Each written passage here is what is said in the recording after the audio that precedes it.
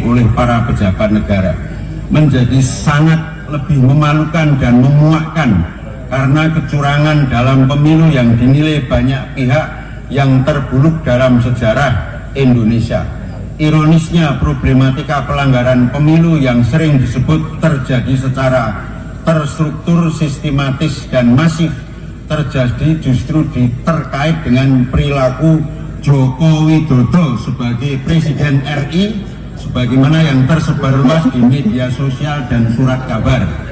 Sebab itu, mereka yang dahulu merasa sebagai pemilihnya sebaiknya istighfar karena pilihannya telah membuat kecewa banyak pihak. Bangsa kita adalah bangsa yang besar, namun akibat perilaku yang curang dalam pemilu, kita bisa menjadi bangsa yang porak-poranda dibuatnya.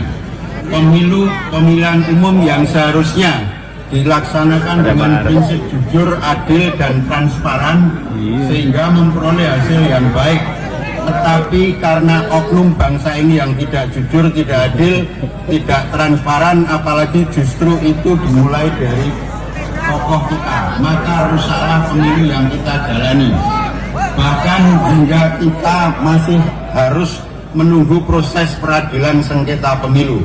Semoga saja keputusan yang ditunggu oleh banyak pihak mampu memberi kepuasan pada masyarakat luas. Warahmatullahi wabarakatuh. Nahmaduhu wa nasta'inuhu wa nastaghfiruhu wa na'udzu billahi min syururi anfusina wa min sayyiati a'malina, may yahdihillahu fala mudilla lahu wa may yudlilhu fala hadiyalah. Asyhadu an la ilaha illallah wahdahu la syarika lah wa asyhadu anna Muhammadan abduhu wa rasuluh. Allahumma shalli ala sayyidina Muhammad wa ala ali sayyidina Muhammad. Pemirsa yang dirahmati Allah Subhanahu wa taala, para alim, para ulama, sahabat-sahabat semuanya, asatir wal asatidzah, rekan-rekan YouTuber dimanapun Anda berada, mudah-mudahan selalu dalam lindungan Allah Subhanahu wa taala. Terima kasih atas kehadiran Anda semuanya di majelis ini, di majelis ilmu yang insya Allah mendatangkan keberkahan dari Allah Subhanahu wa taala. Mudah-mudahan amal kebaikan Anda semuanya pahalanya dilipat gandakan oleh Allah Subhanahu wa taala. Amin ya rabbal alamin.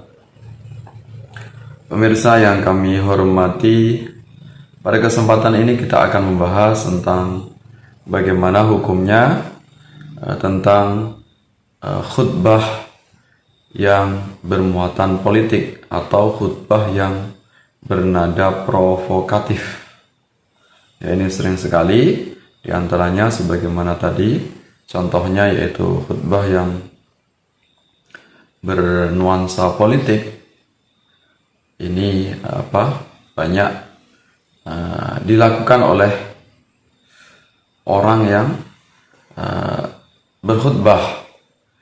Ya, ini bagaimana hukumnya dalam tinjauan Islam, baik itu khutbah salat Jumat maupun khutbah saat hari raya Idul Fitri atau Idul Adha. Bagaimana dalam syariat Islam menimbang atau menghukumi khutbah yang bernuansa politik. Nah, dalam kesempatan ini akan kita bahas paling tidak 3 hukum atau 3 kesimpulan untuk menjawab 3 pertanyaan. Yang pertama, bagaimana hukumnya, yaitu khutbah yang isinya adalah provokatif atau isinya bermuatan politik. Sah atau tidak ketika khutbah isinya bermuatan politik atau adanya provokasi berupa ujaran kebencian misalnya. Ini bagaimana hukumnya? Sah atau tidak khutbah yang demikian itu. Kemudian yang kedua, bagaimana hukumnya ketika orang meninggalkan isi khutbah, artinya orang tersebut pergi atau bubar saat dibacakan khutbah, sebagaimana yang tadi tertera dalam sebuah video, ya, video yang viral. Beberapa jamaah saat sholat Idul Fitri mereka bubar karena tidak sepakat dengan apa yang dibacakan oleh khatib. Bagaimana ini hukumnya? Apakah diperbolehkan ataukah dilarang, ataukah menyebabkan batal sholat idnya karena tidak mendengarkan isi khutbah? Nah, ini pertanyaan yang kedua. Boleh tidak hengkang atau bubar meninggalkan acara atau meninggalkan sholat Idul Fitri karena dia sudah sholat id kemudian tidak mendengarkan khutbah karena tidak sepakat dengan apa yang dibacakan oleh khatib sebab bernuansa politik. Kemudian yang ketiga, bolehkah kita menginterupsi khatib jika ternyata khatib ini mengisi atau menyampaikan khutbah yang bernuansa provokatif atau khutbah yang ini isinya tentang politik? Boleh nggak kita menginterupsinya? Ya. Ataukah kita cukup diam saja, cukup mendengarkan saja, atau bolehkah kita menyanggahnya atau menyuruhnya untuk menghentikan khutbah tersebut atau mengganti dengan tema yang lain, ya, mengalihkan dengan isi khutbah yang lain? Boleh nggak yang demikian itu? Nah, ini untuk menjawab pertanyaan yang pertama, ya, boleh nggak khutbah ini bermuatan politik, kira-kira sah atau tidak? Ya, sah atau tidak jika khutbah ini isinya tentang politik. Nah, maka untuk mengetahui sah atau tidaknya khutbah ini adalah kita harus mengetahui tentang syarat dan rukunnya. Ya, syarat dan rukunnya yang harus kita ketahui. Di antaranya syarat khutbah yaitu yang membacakan khutbahnya atau khatib yaitu laki-laki, kemudian khatib dalam keadaan suci, kemudian khatib menutup aurat, berdiri jika mampu, dilakukan pada waktu zuhur. Ini kalau sholat Jumat, atau dilakukan waktu di pagi hari, yaitu di waktu sudah masuknya waktu duha, yaitu sholat Idul Fitri dan Idul Adha. Kemudian dalam sholat Jumat ini juga khutbahnya harus didengar sekurang-kurangnya yaitu 40 jamaah dalam mazhab Syafi'i. Kemudian khatib harus duduk sebentar dengan tenang. Ya, di antara dua khutbah ini khatibnya duduk sebentar, ya. Kemudian berikutnya khutbah pertama dan khutbah kedua dilakukan secara berurut-urut. Ya, saat jeda itu tidak boleh terlalu lama. Kemudian rukun khutbahnya dibacakan ini dalam bahasa Arab. Itu beberapa syarat khutbah yang harus dilakukan oleh khatib. Kemudian rukunnya ini paling tidak ada 5, ya, rukun khutbah, yaitu memuji Allah dengan mengucapkan yaitu kalimat tahmid atau pujian kepada Allah. Yang kedua yaitu membaca sholawat. Yang ketiga yaitu berwasiat. Yang keempat mendoakan orang beriman. Dan yang kelima adalah membaca salah satu ayat Al-Quran, ya, minimal satu ayat Al-Quran secara utuh, ya, tidak terpotong, ya. Nah, ini. Nah, untuk mengetahui sah atau tidaknya khutbah tersebut, baik itu khutbah Idul Fitri, Idul Adha maupun khutbah Jumat, ini maka kita harus mengetahui tentang syarat dan rukunnya. Jika syarat dan rukunnya ini terpenuhi, maka khutbah tersebut dinyatakan sah. Ya, asalkan antara syarat dan rukun-rukunnya tersebut ini dilakukan, ya, terpenuhi syarat dan rukunnya, maka khutbahnya sah. Tapi kan itu isinya bernada provokatif atau bernuansa politik. Nah, ini isinya berkaitan tentang etika atau adab. Maka ini tidak mempengaruhi tentang sah atau tidaknya khutbah, tapi ini berkaitan tentang etika atau adab. Berarti itu sah tapi adabnya atau etikanya kurang baik ya, karena pada dasarnya khutbah ini baik khutbah Jumat maupun khutbah sholat Id ini adalah mengajak kepada persatuan umat ya, dilarang untuk mengajak kepada perpecahan atau pertikaian. Maka dengan isi yang bernada provokatif, ujaran kebencian kepada tokoh tertentu misalnya, atau masih mempersoalkan tentang politik, maka ini dinilai kurang adab ya, tidak sesuai dengan etika dalam berkhutbah. Walaupun begitu tetap jika terpenuhi syarat dan rukunnya tetap hukumnya sah. Nah, itu yang pertama. Lantas yang kedua, nah bagaimana tentang hukum meninggalkan khutbah? Boleh nggak ketika orang ini meninggalkan khutbah?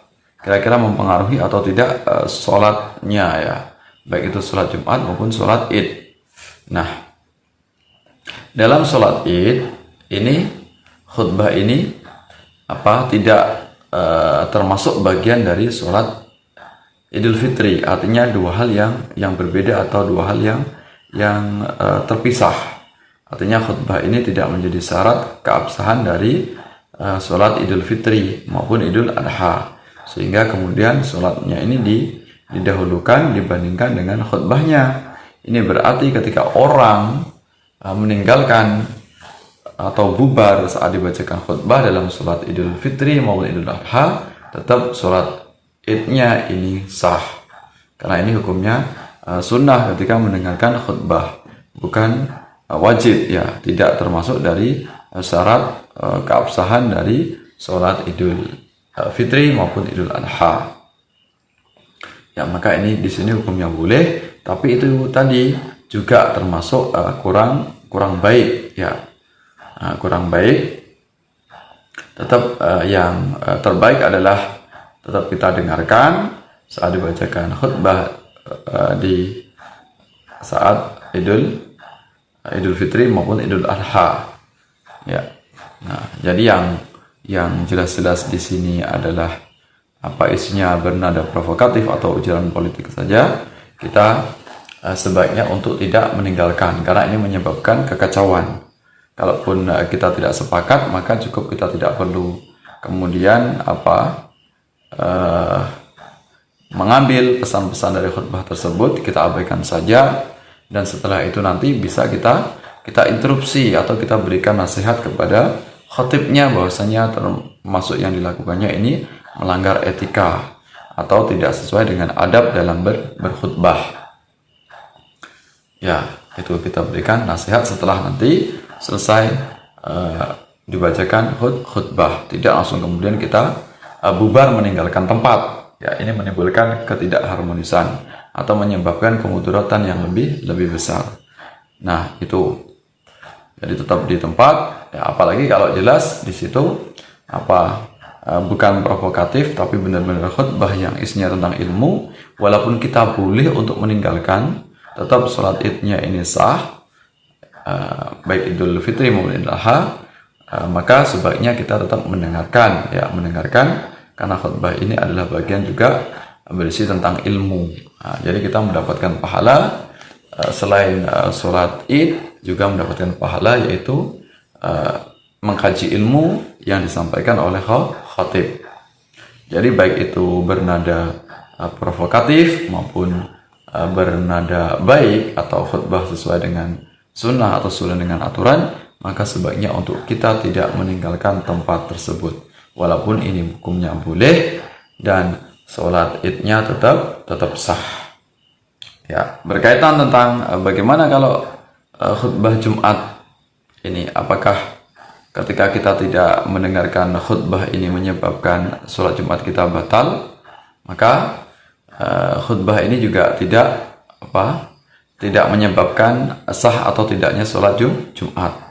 Maka orang yang datang telat misalnya belum sempat untuk mendengarkan khutbah, ketika dia sholat Jumat bersama dengan imam, maka sholat Jumatnya tetap sah.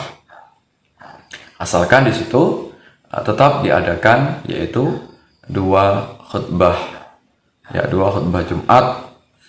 Ya. Nah, ini. Walaupun tadi ada orang telat ketika dia tidak sempat untuk memberikan khutbah, atau mungkin dia ngantuk misalnya, maka ketika dia langsung sholat bersama dengan imam, ya, sedangkan imam tadi dia khutbah atau memang dibacakan khutbah, maka orang yang tidak sempat untuk mendengar khutbah tadi tetap dia hukum sholat Jumatnya sah. Ya, hukum sholatnya sah. Nah, ini kemudian hukum menginterupsi tentang khutbah yang kurang tepat misalnya. Ini ada penjelasan dalam kitab, yaitu Al-Fiqh ala Mazahib bil Arba'ah, ya, Fikih 4 Mazhab. Ini karya dari Syekh Abdurrahman Al-Jazairi. Ya, ini beliau menyampaikan ini tentang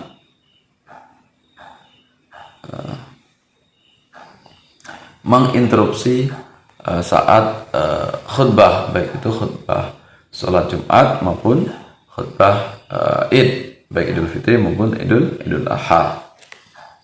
Nah, ini penjelasannya. Menurut mazhab Maliki, haram berbicara ketika khutbah dan ketika imam duduk di atas mimbar di antara dua khutbah. Dan dalam hal ini tidak ada perbedaan di antara orang yang mendengarkan khutbah atau tidak. Semua haram berbicara meskipun berada di teras masjid atau jalan yang terhubung dengan masjid. Hanya saja keharaman berbicara tersebut sepanjang tidak terdapat dalam khutbahnya imam kesia-siaan atau ngawur, seperti memuji orang yang tidak boleh dipuji atau menghina orang yang tidak boleh dihina. Jika imam melakukannya itu, maka gugurlah keharamannya berbicara ketika khutbah berlangsung atau ketika ia duduk di atas mimbar di antara dua khutbah. Nah, ini artinya dengan penjelasan ini sebenarnya dalam mazhab Maliki ini haram ketika kita berbicara, ya. Namun ketika ternyata yang disampaikan ini salah, ngawur, atau bernuansa politik atau ujaran kebencian, ini maka keharaman berbicara ini gugur, ya. Jadi boleh kita menginterupsi atau memberikan saran kepada khotib jika ada kesalahan atau ketidaktepatan itu. Nah, lantas bagaimana cara menginterupsinya? Ya, kalau tidak menyebabkan kekacauan, maka kita boleh untuk langsung segera menginterupsi jika itu terjadi kesalahan. Ya. Namun kalau ternyata kita langsung menginterupsi ini menyebabkan dampak buruk kepada jamaah yang lain, misalnya menyebabkan kekacauan, maka lebih baik kita tidak menginterupsi secara langsung, tapi kita memberikan nasihat, memberikan saran agar khatib bisa lebih berhati-hati dan terhindarkan dari kesalahan saat berkhutbah. Maka kita berikan nasihat atau interupsinya ketika selesai berkhutbah, selesai dalam menunaikan sholat Jumat ataupun sholat Id, ya. Itu jadi pada intinya kalau ada khutbah ini bernada provokatif, maka baik sholat Jumat maupun sholat Id ini kita boleh untuk memberikan nasihat atau memberikan interupsi, ya, baik secara langsung maupun setelah selesai sholat, ya. Dan ini yang terbaik adalah setelah selesai sholat, sehingga nanti tidak menyebabkan kekacauan, ya, sehingga bisa lebih kondusif, ya. Nah, ini intinya adalah kita bisa menjaga etika atau adab ketika saat berada di masjid. Dan ketika kita menyampaikan pendapat, maka kita juga dibutuhkan yaitu kesantunan. Jadi alangkah baiknya ketika kita tidak sepakat kepada khatib, baik itu saat sholat Jumat maupun sholat Id, maka kita boleh untuk menegurnya, memberikan saran atau nasihat, asalkan itu sudah selesai saat dilaksanakan sholat, ya, baik sholat Jumat maupun sholat Id. Nah, itulah yang terbaik. Kata kita menghormati kesucian masjid, ya, menghormati etika kita saat berada di masjid, sehingga nanti tidak menyebabkan pertikaian atau permusuhan, ya, terjadi di dalam masjid, Nah, ini agar tidak gaduh, maka memberikan nasihatnya sarannya adalah setelah selesai dilaksanakan sholat. Ya. Nah, ini yang terbaik. Mudah-mudahan apa yang saya sampaikan bisa dipahami. Mudah-mudahan ini bisa menjadikan pelajaran untuk kita semuanya, agar benar-benar orang yang